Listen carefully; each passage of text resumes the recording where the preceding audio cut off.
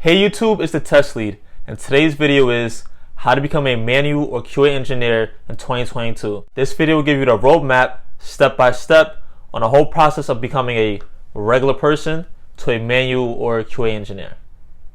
On this channel, I will create future videos that will cover every topic discussed in this video.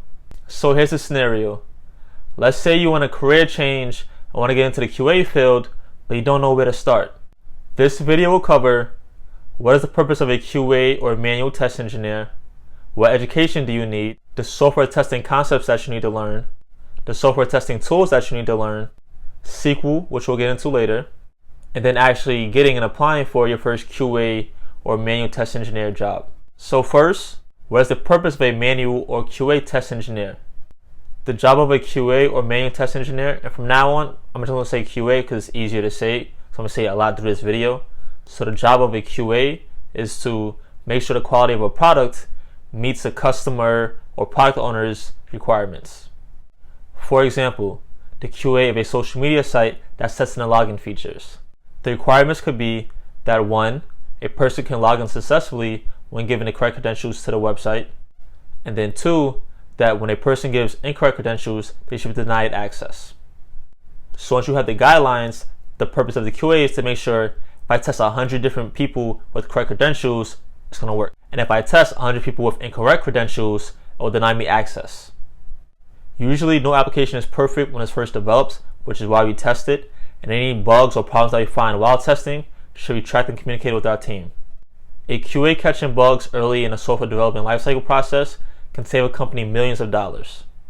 Going back to our login example, can you imagine the amount of revenue that Meta will lose if Facebook and Instagram users cannot log into their profiles for a couple of days? That's definitely millions of dollars. So that's why the job of a QA can't go overlooked. And I know you might say, oh, but I'm not going to get a job at one of these big companies. QAs matter at every company because millions to Meta and Facebook is equivalent to thousands for smaller companies. So still the job is very important. Next, education. Traditionally, to apply for a QA job, you needed at least a bachelor's in computer science or a business management related field. However, in the last couple of years, the access to quality alternative education has changed that process. Now for many job applications, having a degree in computer science or business management is not a hard requirement. They care more about what you know and not where you learned it from.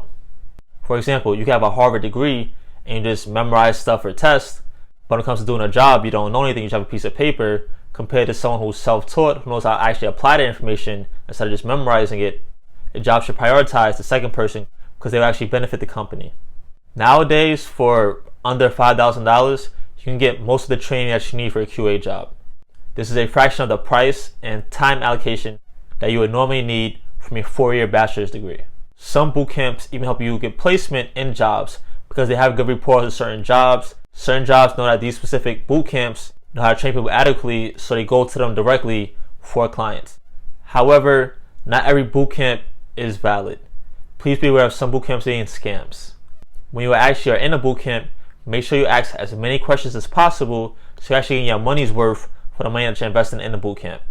If the boot camp's curriculum doesn't cover at least testing tools, testing methodologies, software development best practices, including SQL, then it probably is not a good investment for you. And also make sure you read the reviews online, because now there's reviews everywhere for everything online that's free to access. And of course, I understand everybody does not have $5,000 to invest in an education for a boot camp. So if money is tight, you can become a self-taught QA engineer. You can use free resources such as YouTube, which is very educational when used correctly, or very affordable resources such as Udemy and Skillshare. The only disadvantages here is you may not have that one-on-one individual attention that you may have in a traditional classroom setting. So the next topic is software testing concepts. So the first thing that you should focus on learning when becoming a QA is software testing concepts. You have to learn how to speak and understand the vocabulary of testing. The key concepts that you should learn with this are the software development lifecycle, the software testing lifecycle, software methodologies, functional testing, including unit, integration, system testing, sanity, smoke, regression, interface, and acceptance testing. And then there's non-functional testing: performance, load, stress, volume, security, compatibility, install, recovery, and finally, black box, white box, and gray box testing.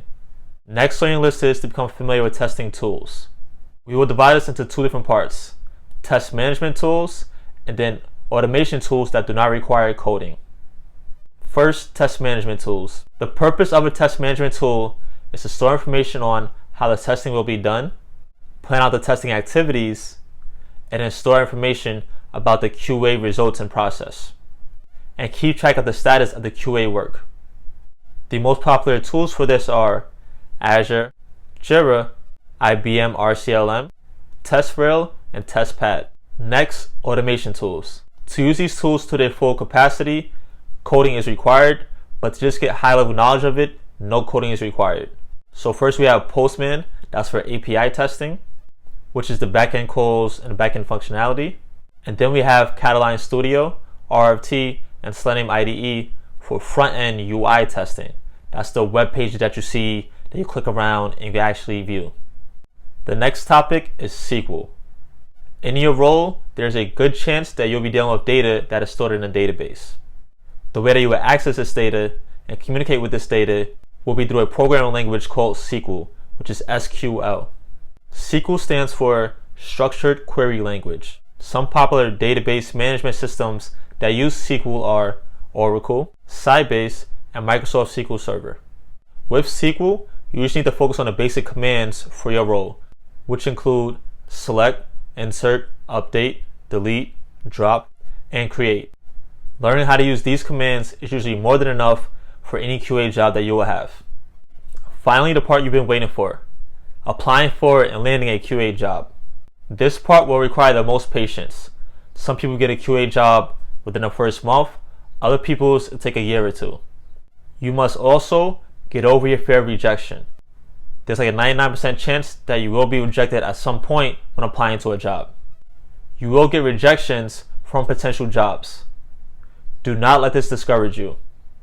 Now, this is going to be the game plan once you're comfortable with all the previous topics that I discussed. First, your LinkedIn profile. Put buzzwords and keywords such as QA and software tester in your LinkedIn profile somewhere. Recruiters filter for these words when searching for potential new hires. Just like LinkedIn, make sure your resume also has these buzzwords for the same idea. Recruiters filter through applications for these buzzwords. Next, start mass applying for a bunch of jobs. Use websites such as LinkedIn, Indeed, and Monster. If you are underqualified for a job, still apply, but then when they talk to you, show a willingness to learn anything that you don't know already. Step 4, get interview practice. After your first 3 or 4 interviews, you'll know the basic questions that they ask for QA jobs.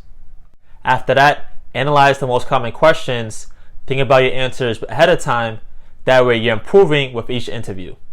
In step 5, try websites such as Upwork and Fiverr strictly for resume building jobs that pay you while you're building your resume.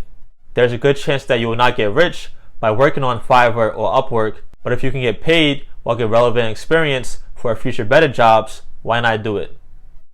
Now let's wrap it up. There's a good chance that your first job in the field will not be your dream job. Your primary focus should just be getting your foot in the door.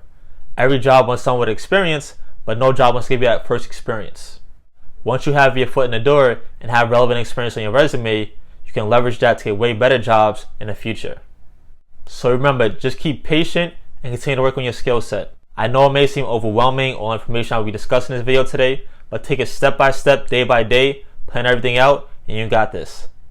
On this channel, I will create future videos that will cover every topic discussed in this video. So please stay tuned. Also, if you have any questions, feel free to leave them in the comment section. If you found this video helpful at all, please like, share, and subscribe. If you want a video just like this, please click here. If you want to see testing tool videos, please click here. Most importantly, smile and don't forget to learn something new today.